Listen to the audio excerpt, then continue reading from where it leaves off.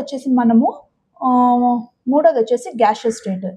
Gaseous state ఏంటంటే gaseous స్టేట్లోని fixed shape ఉండదు, fixed volume ఉండదు. మనం వీటిని ఈజీగా కంప్రెస్ చేయగలము, వీటిని మనం ఈజీగా కంప్రెస్ కూడా చేయగలము.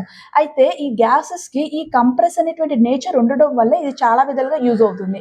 ఇక్కడ గ్యాస్ని ఏం చేస్తారంటే మనందరికీ చాలా familiar LPG, liquid petroleum gas అనేది సిలిండర్స్లోకి ఎలా అంటే కంప్రెస్ చేసేసి సిలిండర్స్లోని ఫిల్ చేసేసి దాన్ని ఏంటంటే డొమెస్టిక్ యూస్కి ఇంట్లో యూజ్కి కానీ కుకింగ్ కానీ హౌస్ హోల్డ్ వర్క్స్ కుకింగ్లో గట్టా దీన్ని యూజ్ చేస్తూ ఉంటాము.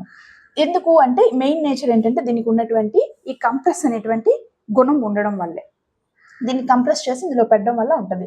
అయితే ఇంకోటి ఏంటంటే దీనికి ఇంకో నేచర్ ఏంటంటే ఇక్కడ మాలిక్యూల్స్ అనేవి చాలా స్పేషియస్గా ఉంటాయి, ఒకదాంతో ఒకటి చాలా ఇదిగా ఉంటాయి. ఇంకా ఇంట్రామాలిక్యులర్ బాండింగ్ అనేది అసలు ఉండదు. ఇంకా ఇంట్రామాలిక్యులర్ బాండింగ్ అనేది వీటితోటి ఒక సబ్స్టెన్స్కి ఇంకో సబ్స్టెన్స్కి అసలు అంతగా ఉండదు. సాలిడ్ స్టేట్ మనం చూసుకున్నాం కదా, అలంత ఉండదు.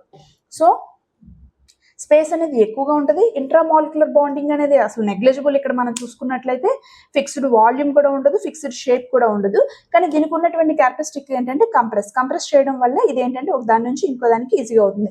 అలాగే హై రేట్ ఆఫ్ డిఫ్యూజన్ని కలిగి ఉంటుంది. హై రేట్ ఆఫ్ డిఫ్యూజన్ కలిగి ఉంటుంది కాబట్టి మనం ఏదైనా ఒక కిచెన్లోకి వెళ్ళినప్పుడు ఎవరైనా మంచి వంట చేసినప్పుడు అరోమా అనేది ఆ ఎయిర్లో ఈజీగా కలిసి మన ముక్కు వరకు వచ్చి ఈ స్మెల్ రావడానికి మెయిన్ రీజన్ ఏంటి అంటే డిఫ్యూజన్ అనమాట. ఈ గ్యాషియస్ స్టేట్కి చాలా హై రేట్ ఆఫ్ డిఫ్యూజన్ అనేది ఉంటుంది. అయితే డిఫ్యూజన్ అంటే ఏంటంటే హయ్యర్ కాన్సన్ట్రేషన్ నుంచి లోవర్ కాన్సన్ట్రేషన్కి ట్రావెల్ చేసి వ్యాపించడం అనమాట. దీన్నే మనం డిఫ్యూజన్ అని చెప్పేసి అంటాము. ఇంకా నాలుగోది వచ్చేసి ప్లాస్మా. ఈ ప్లాస్మాని మనం కానీ చూసుకున్నట్లయితే ఈ గ్యాస్ ఉంటుంది కదా, ఈ గ్యాస్ని హై టెంపరేచర్ కానీ ఎక్స్పోజ్ చేసినట్లయితే హై టెంపరేచర్కి గ్యాస్ని ఎక్స్పోజ్ చేసినట్లయితే అవి ఏమవుతాయి అంటే చార్జ్ పార్టికల్స్గా మారిపోతాయి అన్నమాట. చార్జ్ పార్టికల్స్ అంటే ఎలక్ట్రాన్స్ లాస్ అయిపోయి చార్జ్ పార్టికల్గా మారిపోతాయి. ఈ చార్జ్ పార్టికల్స్గా మారడం వల్ల దీనికి ఎలక్ట్రిసిటీ కండక్ట్ చేసేటువంటి నేచర్ అనేది వస్తుంది అనమాట. దాన్నే మనము ప్లాస్మా అని చెప్పేసి అంటాం. అయితే గ్యాస్ని ఎక్కడంటే చాలా హై టెంపరేచర్లోని మనం ఎక్స్పోజ్ చేసినట్టయితే ఇది వస్తుంది అనమాట. సో ఇది ఇలా ఉండడం వల్ల మనము చూసుకున్నట్లయితే వీటికి కొన్ని ఎగ్జాంపుల్స్ సన్, స్టార్స్ ఇవన్నీ కూడా ఈ కేటగిరీలోకే, ఈ ప్లాస్మా అనేటువంటి కేటగిరీలోకి వస్తాయి.